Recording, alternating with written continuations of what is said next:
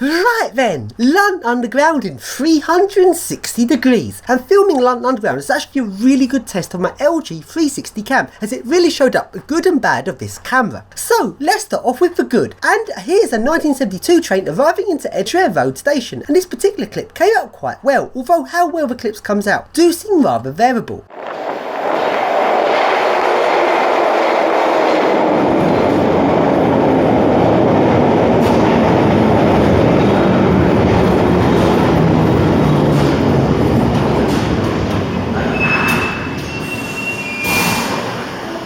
So with the 360 cam, you have to keep the camera very still. The slightest bit of movement and the whole video shakes all over the place. When I first had the camera, I'd move it just tiny amounts and make the picture go all over the place. So keeping still is very important.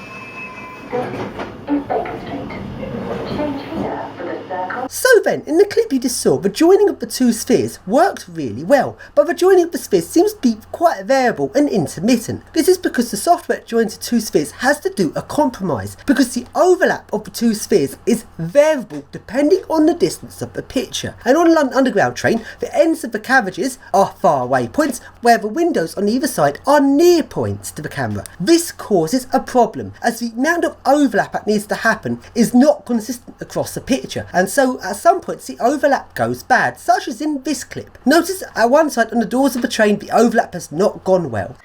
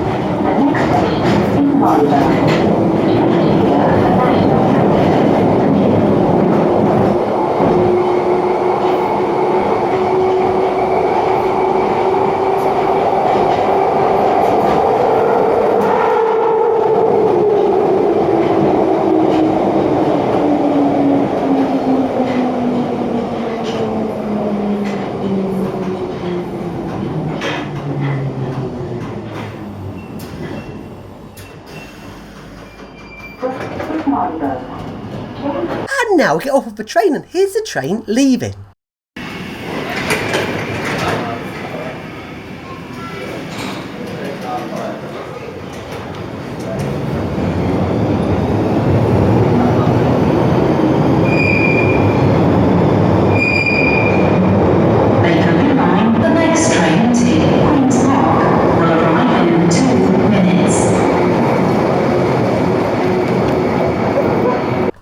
With the 360 degree camera is the time a video gets to YouTube, the quality of the video has gone down a lot. This is because of a number of factors. The original video arrives as two spheres and is actually really good quality, and you have to use a proprietary program to turn the two spheres into an all-round picture. Even though YouTube does accept it's two spheres, it completely messes up the conversion, so you have to use the software. And you could do the conversion yourself by a lot of editing, but you'd have to do a lot of editing for that. So you pretty much have to use the program, and every time you re-encode a video it loses quality. So at That's the first re-encode. The next re-encode is editing. Now I guess that is optional, I don't have to edit, but I always much prefer to edit my videos. Then the third re-encode is putting it onto YouTube, and YouTube destroys videos. Once the video gets on YouTube, the quality goes down so much. And what's so frustrating is I'm actually generating massive video files from this. So all the effort and quality in a video file, and then it gets lost once it's thrown on YouTube. The other thing that's really annoying is YouTube's sphere is too zoomed in, and because of this, the grain and lack of detail is noticeable in the video. The video would look much better if YouTube had it more zoomed out. And also, if it was more zoomed out, you'd see more of what's going on, meaning you're less likely to miss something. So, even though I like 360-degree video, there is a lot of downsides of it. Now we go to a 1992 train at Bank.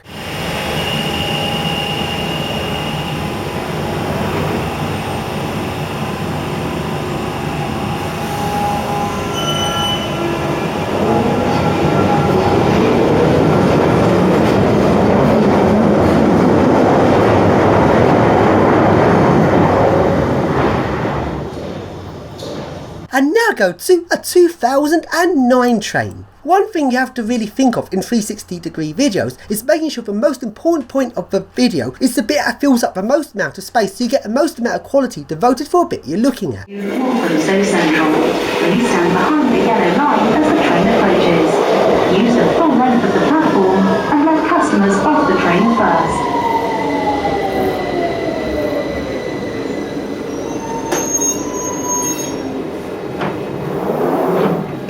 And now I get on the 2009 train, and this is where not having a correct bit of a video taking up the most amount of space really went wrong. In all of the other clips, I worked out I had to kneel down on the train to have the main point of the camera seeing the most around it. But on this particular clip, I was standing up, meaning the camera was too close to the ceiling. So the point of a video you actually want to see is taking up a too small a space, meaning it doesn't have enough quality devoted to it.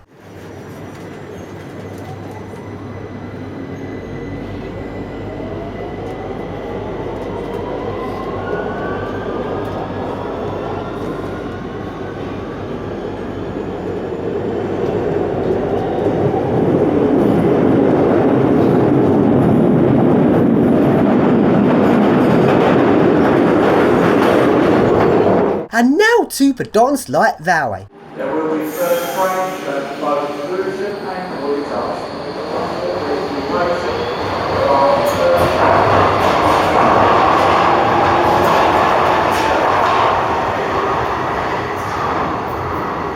And here is something unusual, an out-of-service train going through Bank Station without stopping. On this clip, the joining of the sphere went wrong, and it's particularly notable because where I'm standing, one side of where the spheres join is that the wall on the platform, which is about a metre away, but the other side is about 2.5 metres away on the wall on the other side of the track. And because of the two join points at different distances, the variable overlap, where the amount of overlap varies depending on distance to make it work, cannot be done as a set amount because the scene on one side is closer than the other side. So the software does a compromise, and if you notice that a joiner of a train goes past, it really looks horrible. This train is not in service. For your safety, please stand away from the platform edge and make no attempt to board this train. This train is not in service.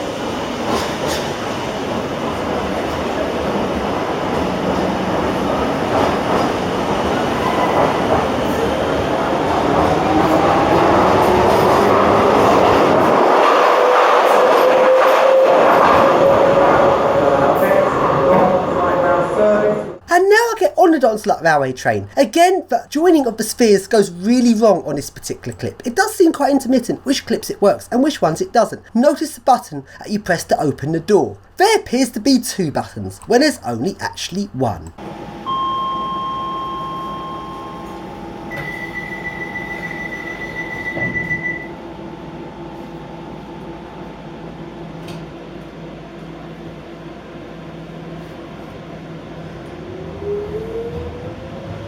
The next stop is Lewisham, where this train terminates. Please remember to take all your belongings with you.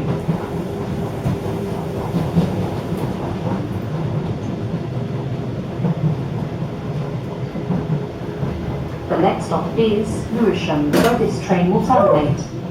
All change for National Rail and local bus services.